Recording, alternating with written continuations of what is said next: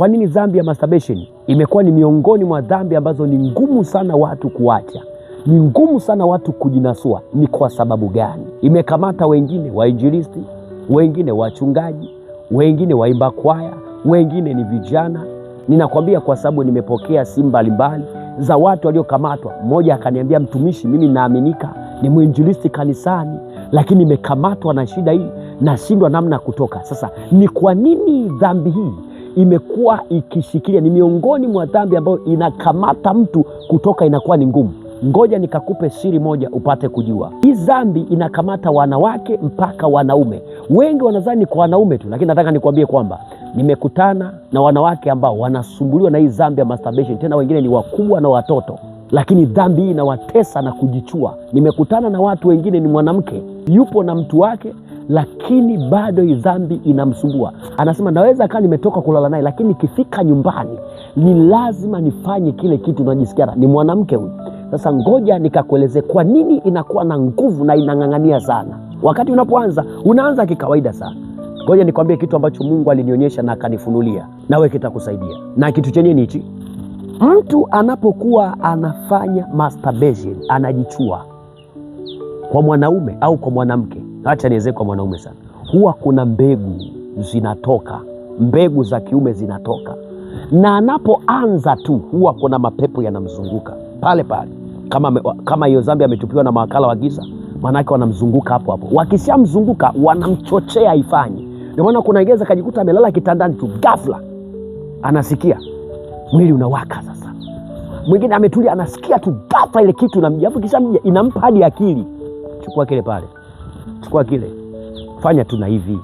Yaani inampa hadi akili, kwa sababu yale mapepo yamekuja na muda wao wa wewe kutoa sadaka umefika, wa kutoa sadaka umefika. Mtumishi, hii sadaka inatolewaje? Ni pale ambapo huyu mwanaume anapojichua, mbegu zake zinapotoka, huwa ni sadaka juu ya yale mapepo. Huyu mwanamke anapojichua, yale majimaji yanapotoka, huwa ni sadaka wanachukua. Na dhambi yoyote ikitengeneza sadaka, manake ni dhambi ya agano. Umenielewa vizuri?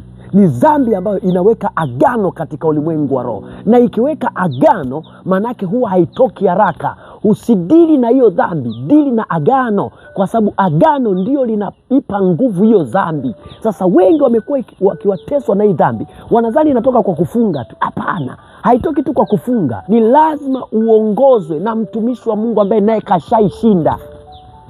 Mwenelewa nichosema? Sio kila mtumishi wa Mungu ambaye kaishinda hiyo dhambi, kwa sababu hapo tunashughulikia ni maroho ya baharini, maroho ya kwenye maji, ni maroho ya kwenye maji tunashughulikia, ambayo yamefanya agano na wewe. Manake imekuwa ni agano katika ulimwengu wa roho, na sadaka zako umekuwa ukizitoa kupitia lile agano, umekuwa ukizitoa. Ndio maana inakuwa na nguvu, mtu kutoka sio rahisi, sio rahisi kabisa. Kama tunasema naacha kuanzia leo, ni ngumu sana.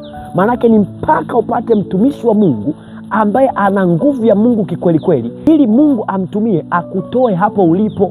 Lakini kwa kawaida peke yako, yani ni ngumu sana sana sana. Sio kirahisi, au sio kila moja ambaye anaweza kufanya hivyo. Ni kwa sababu ya zile sadaka ambazo mtu anazitoa na yale maunganiko ambayo anayaachilia ya kihisia kupitia lile tendo. Na hilo ndio tabu, na hilo ndio agano ambalo liwaga linakamata na kushika na kuwabana watu kutoka kwenye misingi hiyo. Na wengine wanakuwa wanaona aibu, wanasema kwa kweli nitamwambia na nitaminyana mwenyewe. Kuminyana wenyewe ni ngumu, ni ngumu sana. Nikwambie, sio kama nakutishia, ni ngumu. Utaomba Yesu nisaidie, lakini lazima apatikane mwenye nguvu akunasue chini ya makolokolo hayo.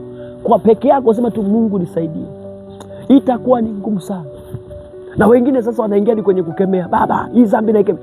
Yani itakuwa ni ngumu, kwa sababu nafsi yako ameshaikamata, nafsi yako ameshaifunga na agano nalitolea. Na ngoja nikakupe mfano mmoja wa mtu ambaye alikuwa na utata sana, lakini kwa sababu ya agano toa. Unamkumbuka mtu mmoja ambaye alikuwa na mapepo mengi sana? Biblia inasema alikuwa akikatakata, akishinda makaburini na kwenye milima, alikuwa akikatakata, anajikatakata. Kwa nini alikuwa anajikatakata makaburini na milimani? Ni kwa sababu ndio sehemu ambapo ni malango ya kuzimu. Makaburini ni miongoni mwa malango ya kuzimu. Kwenye milima ni miongoni mwa malango ya kuzimu na madhabahu. Makaburini kwa hiyo alikuwa akijikata, manake alikuwa anatoa sadaka kila itwapo leo. Yaani yale mapepo yalikuwa yanambondabonda mwenyewe ili aitoe sadaka. Ndio maana yalikuwa yana nguvu, yale mapepo yalikuwa hayawezekaniki. Kwa sababu hiyo yalikuwa yanavunja mpaka minyororo. Ni kwa sababu ya sadaka aliyokuwa anaitoa mwenyewe pasipo kujua kupitia yale mapepo. Kwa ndivyo ilivyo hata dhambi ya masturbation, huwa inashika na kukamata watu. Ni kwa sababu ya sadaka ya mbegu unazozitoa, ya uzao wako unaotoa kwa shetani. God bless you, Junior Prophet. Amen.